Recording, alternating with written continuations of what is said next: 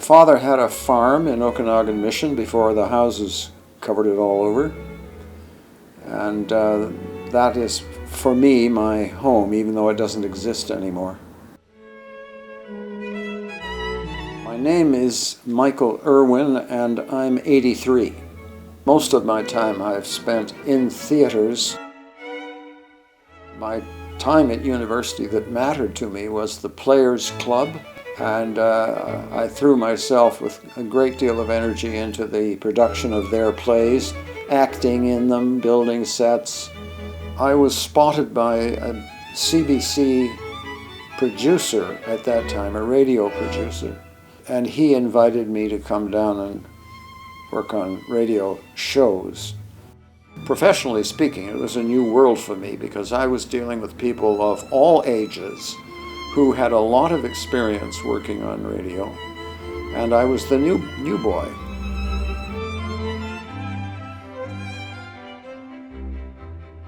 My major concern about climate change began about 10 years ago. Way back to James Lovelock, who is a British scientist, and he was asked about the business of climate change and the increasing carbon dioxide. And his simple response, which I bought into, was, well, all you have to do is bury a lot of carbon. And of course, immediately I realized that biochar makes carbon, which you can bury. It spurred me on to become more into biochar, which is making charcoal. It's not glamorous. It doesn't require a lot of money. It just requires a lot of sense. If we don't do anything, it's game over in about a decade. Now, why would I bother being interested in this? It dominates my life and has for the last 10 years as a concern.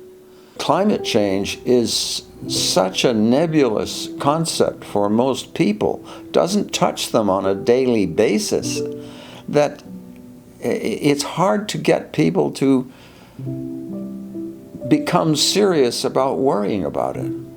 I just began campaigning politically. There was a small group of people who were concerned in Kelowna, and we used to go down and march.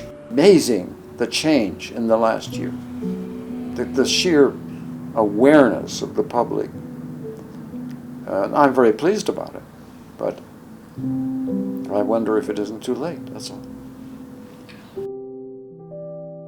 If it was a war, we wouldn't have any problems.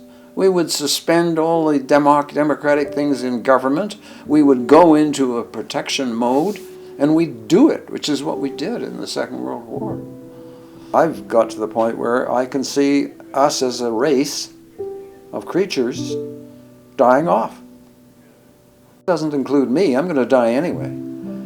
But I have grandchildren, and I inwardly weep for them because I think it's going to get awful. And that's the prediction. Now, it's not saying that some kind of miracle can't happen, but I don't count on them.